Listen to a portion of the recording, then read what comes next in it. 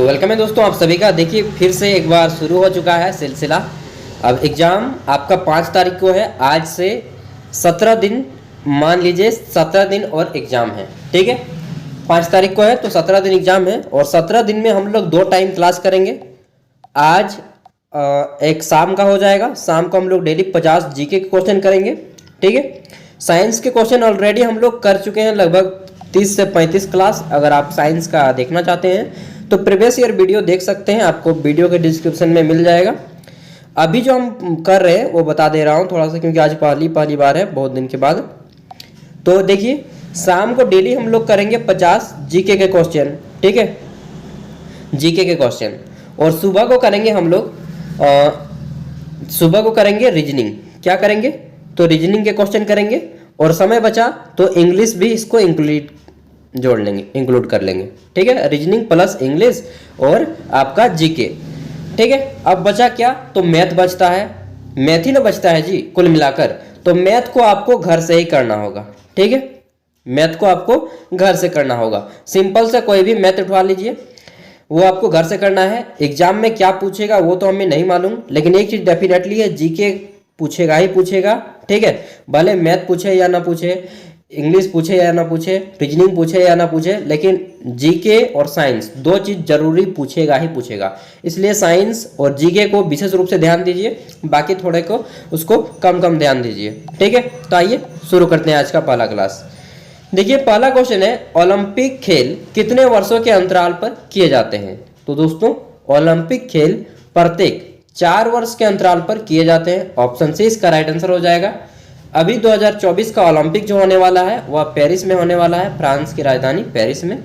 ठीक है, question number 2 है, विश्व मजदूर दिवस यानी कि वर्ल्ड लेबर डे, मजदूर को इंग्लिश में लेबर बोलते हैं, वर्ल्ड लेबर डे, विश्व मजदूर दिवस कब मनाया जाता है। तो 11 मई को विश्व मजदूर दिवस मनाया जाता है। ऑप्शन डी इसका राइट आंसर हो जाएगा। क्वेश्चन नंबर 3 है, किस महापुरुष की जयंती राष्ट्रीय युवा दिवस, ठीक है, नेशनल यूथ डे मनाया जाता है। तो दोस्तों स्वामी विवेकानंद की जयंती पर राष्ट्रीय युवा दिवस नेशनल यूथ डे सेलिब्रेट किया जाता है। ऑप्शन डी इसका राइट आंसर हो जाएगा। आगे देखते हैं क्वेश्चन नंबर 4। तो इसमें पूछा गया है कि हितोपदेश, ये जो नाम की पुस्तक है, इसको किसने लिखा है। तो देखिए हितोपदेश को लिखा है नारायण पंडित ने। ठीक है, आगे बढ़ते हैं क्वेश्चन नंबर 5 की ओर। इसमें पूछा गया है कि महात्मा गांधी ने अपनी आत्मकथा का नाम क्या है, माई एक्सपीरियंस विद ट्रूथ, उसको किस भाषा में लिखा है। तो दोस्तों महात्मा गांधी का जन्म हुआ था गुजरात के पोरबंदर में। इनकी मूल भाषा थी गुजराती, इसलिए इन्होंने अपनी जो पुस्तक लिखी है वह गुजराती भाषा में लिखी है। ठीक है, माई एक्सपीरियंस विद ट्रूथ ये गुजराती भाषा में है। बाद में इसका इंग्लिश और हिंदी अदर लैंग्वेज में रूपांतरण किया गया। ठीक है, ट्रांसलेट किया गया।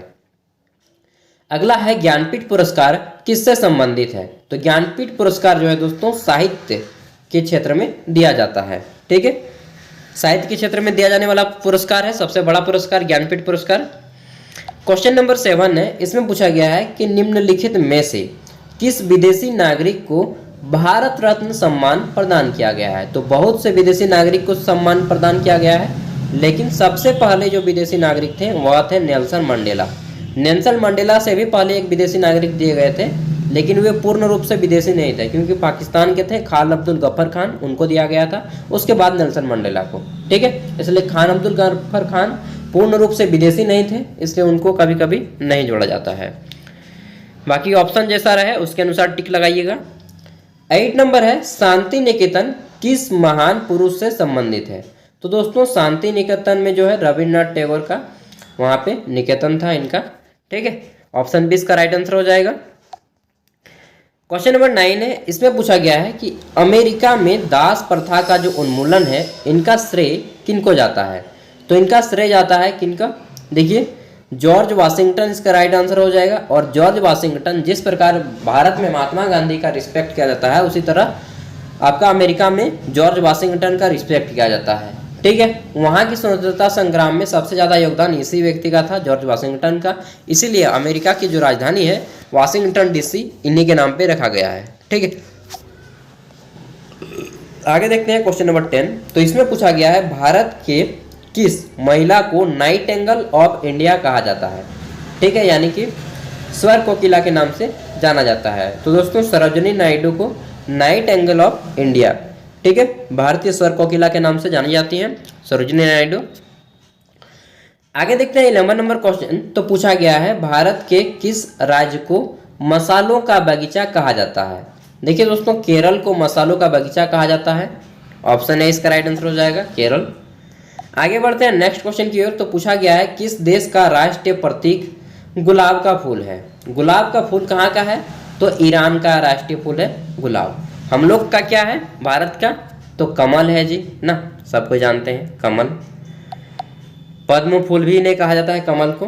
अगला क्वेश्चन है निम्नलिखित में किस देश का राष्ट्रीय पशु आइविस है।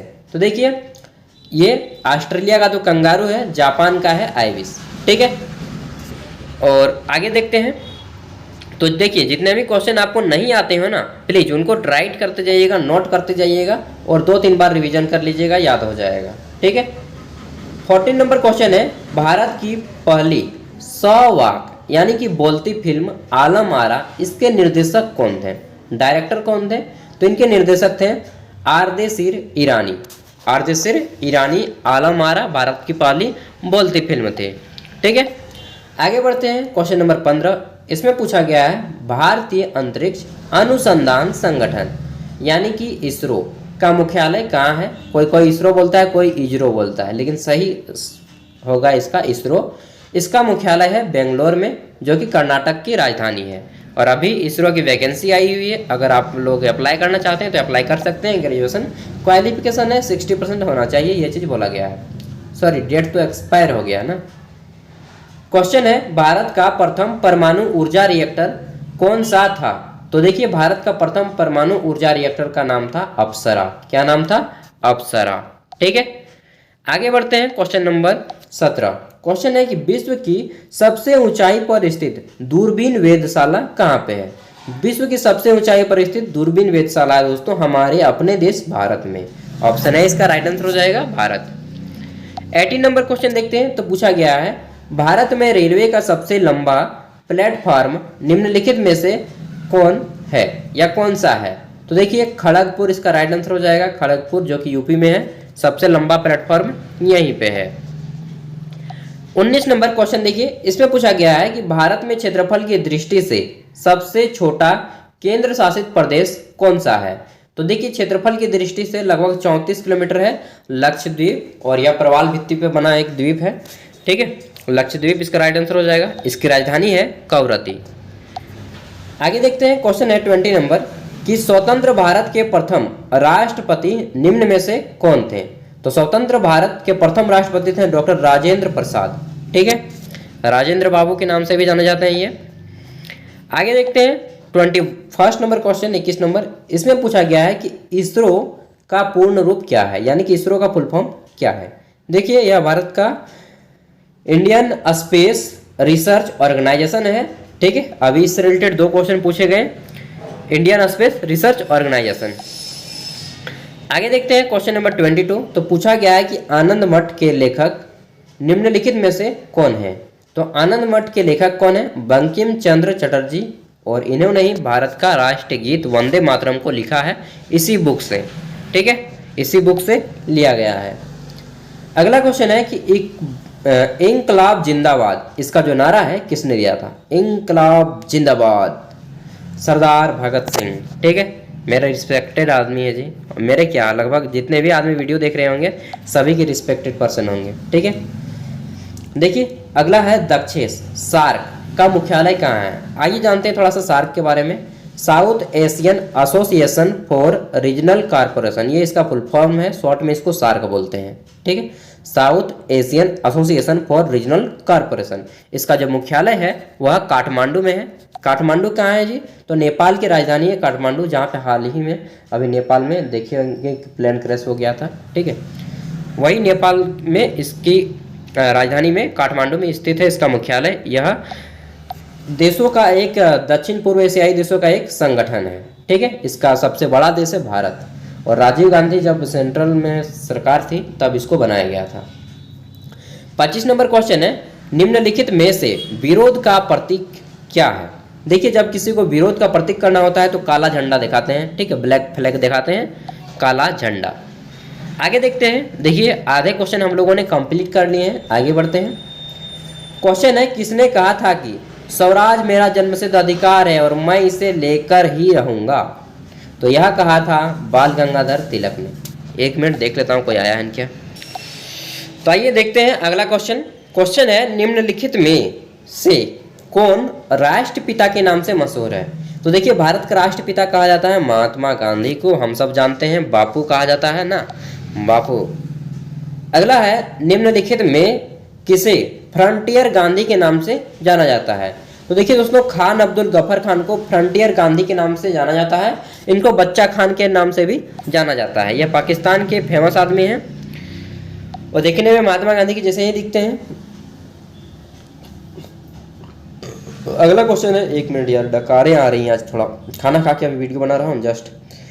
स्वतंत्रता की मूर्ति स्टैचू ऑफ लिबर्टी, ठीक है, यह किस देश का राष्ट्रीय स्मारक है? तो देखिए स्वतंत्रता की मूर्ति संयुक्त राज्य अमेरिका, न्यूयॉर्क, आपने नाम सुना होगा, अमेरिका का सबसे बड़ा शहर है, वहीं पे समुद्र के किनारे में ये मूर्ति बनी हुई है, ठीक है। आगे देखते हैं, क्वेश्चन है, कंगारू किस देश का राष्ट्रीय पशु है? तो कंगारू दोस्तों ऑस्ट्रेलिया का राष्ट्र पशु है, अभी हम लोगों ने चर्चा किया था। आगे देखते हैं, क्वेश्चन है, जापान की मुद्रा का नाम क्या है? तो जापान की मुद्रा का नाम है येन। ऑप्शन डी इसका राइट आंसर हो जाएगा, येन। नेक्स्ट है 32 नंबर क्वेश्चन, भारत रत्न से सम्मानित प्रथम महिला निम्नलिखित में से कौन थी? तो भारत रत्न से सम्मानित प्रथम महिला है श्रीमती इंदिरा गांधी, ठीक है, और प्रथम महिला प्रधानमंत्री भी थी ये, जिनको भारत रत्न दिया गया। आगे देखते हैं, तो क्वेश्चन है, भारत के प्रथम उपग्रह का नाम क्या है? तो भारत के प्रथम उपग्रह का नाम है आर्यभट्ट, ठीक है, और यह रूस देश के सहायता से छोड़ा गया था, रसिया के सहायता से। क्वेश्चन है 32 नंबर, विश्व साक्षरता दिवस यानी कि वर्ल्ड लिटरेसी डे कब मनाया जाता है? तो विश्व साक्षरता दिवस 8 सितंबर को मनाया जाता है। ऑप्शन डी इसका राइट आंसर हो जाएगा। नेक्स्ट क्वेश्चन है, लौह पुरुष की उपाधि से किसे वशीभूत किया गया, विभूषित किया गया, ठीक है। तो लौह पुरुष दोस्तों हम सब जानते हैं, सरदार वल्लभ भाई पटेल जी को लौह पुरुष कहा जाता है। इनका नाम था वल्लभ भाई पटेल, लेकिन सरदार की जो उपाधि है, यह उपाधि दी गई थी एक महिलाओं के द्वारा बारदोली सत्याग्रह में, जब इन्होंने लड़ा था, ठीक है, महिलाओं ने, तब इनको उपाधि दी थी सरदार की, तब से इनको सरदार वल्लभ भाई पटेल कहा गया, और उससे पहले पटेल कहा जाता था, ठीक है। क्वेश्चन है, वल्लभ भाई पटेल कहा जाता था, बाद में सरदार जोड़ दिया गया। 36 नंबर, भारत की सरकारी रिपोर्ट अथवा प्रकाशन को क्या कहा जाता है? तो भारत की सरकारी रिपोर्ट को कहा जाता है white paper. Option B white paper. आगे देखते हैं 37 नंबर क्वेश्चन, इसमें पूछा गया है कि चंद्रमा की धरती पर कदम रखने वाला प्रथम व्यक्ति निम्न में से कौन है? तो चंद्रमा की धरती पर कदम रखने वाला प्रथम व्यक्ति है नील आर्मस्ट्रांग। ऑप्शन बी इसका राइट आंसर हो जाएगा, ठीक है, नील आर्मस्ट्रांग। आगे देखते हैं, नेक्स्ट क्वेश्चन पूछा गया है कि विश्व की प्रथम महिला प्रधानमंत्री कौन थी? तो श्री माओ भंडार नायके, ये श्रीलंका में बनी थी प्रधानमंत्री, ठीक है, और विश्व की पूरे वर्ल्ड में पहली बार थे जो कि कोई महिला लीड कर रही थी अपने प्रधानमंत्री पद को। अगला है, विश्व में हृदय यानी कि जो हार्ट है, हार्ट ट्रांसफर, हृदय का प्रत्यारोपण करने वाला ऑपरेशन जो है हार्ट ट्रांसफर किया था, उस डॉक्टर का नाम बताना है। तो डॉक्टर का नाम है डॉक्टर क्रिश्चियन बर्नार्ड, ठीक है, हार्ट ट्रांसप्लांट किए थे। आप लोग तो नाम सुने होंगे, हम सब मेडिकल फील्ड से जुड़े हुए हैं, ठीक है, और मेडिकल फील्ड में जाने वाले हैं, तो अच्छा है। चलिए, पंचतंत्र के लेखक निम्न में कौन है? तो देखिए पंचतंत्र एक पुस्तक है, इसको लिखा है विष्णु शर्मा ने। ऑप्शन ए इसका राइट आंसर हो जाएगा। आगे देखते हैं, तो क्वेश्चन है, विश्व श्रमिक दिवस कब मनाया जाता है? दोस्तों विश्व श्रमिक दिवस, ठीक है, तो 1 मई को विश्व श्रमिक दिवस मनाया जाता है। आगे देखते हैं, श्रमिक दिवस और मजदूर दिवस अलग अलग है ना, मजदूर हो गया था आपका 11 मई को और श्रमिक हो गया 1 मई को। हॉकी का जादूगर निम्नलिखित में से किसे कहा जाता है? तो देखिए हॉकी का जादूगर मेजर ध्यानचंद को कहा जाता है और पीटी उषा को उड़न परी के नाम से जाना जाता है। तो इसका राइट आंसर हो जाएगा मेजर ध्यानचंद, ठीक है, हॉकी का जादूगर। 43 नंबर क्वेश्चन है, महात्मा गांधी के समाधि स्थल को क्या कहा जाता है? तो राजघाट के नाम से हम लोग जानते हैं महात्मा गांधी के समाधि स्थल को, राजघाट। आगे देखते हैं, क्वेश्चन है, डायट किस देश की संसद का नाम है? तो दोस्तों जापान की संसद को हम लोग बोलते हैं डायट। ठीक है, आगे देखते हैं। तो क्वेश्चन है 45 नंबर, अंतरिक्ष की यात्रा करने वाली प्रथम महिला कौन थी? तो अंतरिक्ष की यात्रा करने वाली प्रथम महिला थी वेलेंटीना तेरेस्कोवा। ठीक है, ऑप्शन सी वेलेंटीना तेरेस्कोवा। और प्रथम अगर नाम पूछा जाए तो मेजर यूरी गागरिन हो जाएंगी। नाम सुनने में लगता है कि ये औरत है, लेकिन नहीं दोस्त, ये लड़का है। ठीक है, 46 नंबर है, विक्रम भाई, जो विक्रम साराभाई होना चाहिए, विक्रम भाई साराभाई विक्रम साराभाई अंतरिक्ष केंद्र कहाँ है? तो यह त्रिवेंद्रम में स्थित है, विक्रम साराभाई अंतरिक्ष केंद्र। ठीक है, और इनकी वाइफ का नाम था मृणाली साराभाई, आपने नाम सुना होगा, कथक नर्तक थी, फेमस। तो इस तरह नाम कीजिएगा ना तो शादी विवाह भी आपका अच्छा ही मिलेगा। ठीक है ना, नहीं तो मतलब आप लोग समझते ही यार। Central bureau of investigation CBI, ठीक है, सेंट्रल ब्यूरो ऑफ इन्वेस्टिगेशन किस देश की गुप्तचर संस्था है? तो दोस्तों यह भारत की गुप्तचर संस्था है। CBI है, IB है, रॉ हो गया, ED हो गया। ठीक है, तो बहुत सारे हैं। आगे देखते हैं। तो क्वेश्चन है, सत्यार्थ प्रकाश नामक जो पुस्तक है इसके लेखक कौन है? तो स्वामी दयानंद सरस्वती है सत्यार्थ प्रकाश के लेखक, स्वामी दयानंद सरस्वती। इनका नारा था वेदों की ओर लौटो। ठीक है, आगे देखते हैं 49 नंबर क्वेश्चन। तो पूछा गया है, भारत में प्रथम खुला विश्वविद्यालय कहाँ स्थापित हुआ? तो यह स्थापित हुआ नई दिल्ली में। ठीक है, और अंतिम क्वेश्चन है, पूछा गया है कि भारतीय जो राष्ट्रीय फिल्म है, राष्ट्रीय फिल्म एवं विकास निगम, इसकी स्थापना कब हुई? इसका राइट आंसर है 1980। ठीक है, आज का मेरा क्वेश्चन है, विश्व स्वास्थ्य संगठन का मुख्यालय कहाँ पे है? चलिए बताइएगा, किसको किसको आता है देखिएगा। ठीक है, वैसे और इसका PDF का लिंक डाउनलोड कर लीजिएगा, यहाँ पे आंसर वगैरह सारा कुछ मिल जाएंगे। ठीक है, एक बार पढ़ लीजिएगा खुद से, और जो क्वेश्चन नहीं आता हो प्लीज उनको नोट कीजिएगा और पढ़िएगा। सुबह को कल से हम लोग आपको रीजनिंग का भी पार्ट देना शुरू कर देंगे। Thank you, bye. कुछ भी डाउट हो तो कमेंट करके पूछ लीजिएगा। एंड आप अच्छे से पढ़ाई कीजिए यार, समझ रहे हैं ना? नहीं तो देखिए, मेहनत के बिना कुछ भी नहीं होता इस दुनिया में यार। नौकरी तो बहुत दूर की बात होगी, तो नौकरी दूर की बात तब नहीं होगी जब हम लोग मेहनत करेंगे। ठीक है, तो सबकी नौकरी लग जाएगी, आज नहीं तो कल लगेगी, लेकिन तब तक से पढ़ाई करना है और काम भी करना है साथ में। ठीक है, बाय।